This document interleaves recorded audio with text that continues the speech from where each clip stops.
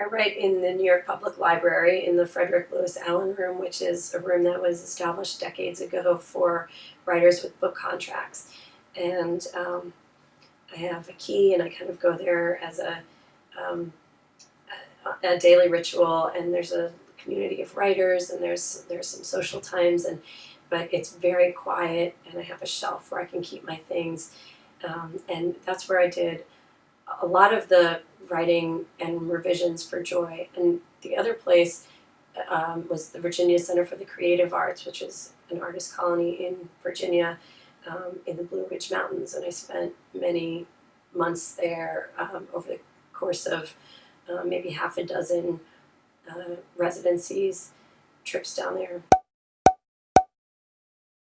I have no idea. It completely varies.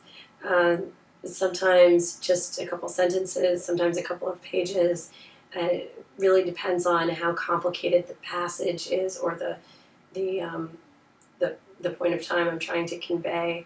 Especially if there's research, if it's a research heavy moment, or if it's kind of a meditative passage, that it really varies. I make chapter outlines.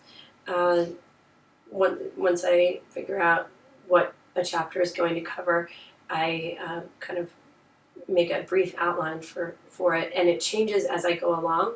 And it often doesn't end up looking like the outline much at all. Rarely does it. And sometimes the beginning of that chapter ends up being the end of the previous chapter.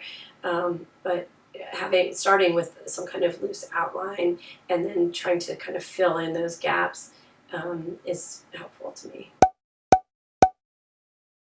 I write on a laptop, but I often revise by putting up all of my printed pages, a full draft, even if it's 30 pages, tacking them up onto the wall, and then I stand with a marker or pen and a sticky note pad, and I write in the margins, and I highlight things, and I cross things out, and I circle paragraphs, and I draw arrows, and I move them to other places so that I can see the entire thing spread out before me, because one page or 2 pages at a time on a laptop screen is too difficult for me. I can't really picture the map of the entire chapter, so sometimes I have to physically lay out all of the pages and revise that way. I don't have any on a daily basis, but in the Allen Room, the New York Public Library, there's a shelf of books that have been written in that room. And there are 2 biographies in particular that were great inspirations to me, that were written, at least in part, in that room.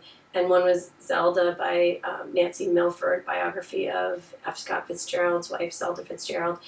And then another one was a biography of Robert Moses called The Power Broker by Robert Caro. And both of those authors donated copies and signed them in the 70s and put them in that room on that shelf. And so every once in a while, when I was having a particularly difficult day, I would get those 2 books down and I would put them on my desk as I was working, and that would kind of inspire me.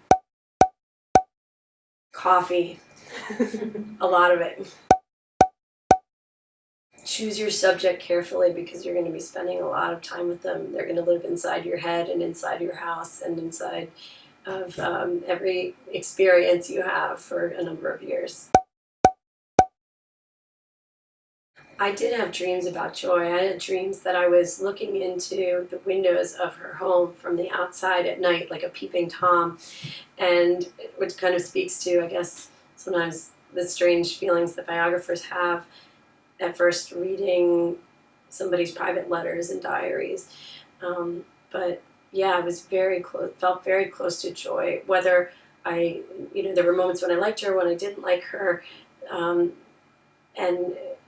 regardless of how I felt about her, I felt intertwined with her in many ways, and so that's important. But it's also something to be careful of, to not kind of merge too much with the subject, but to make sure that still you're seeing the world through this person's eyes and experiences. Yes, I would love to do it again if I find the right subject. Thanks so much for having me.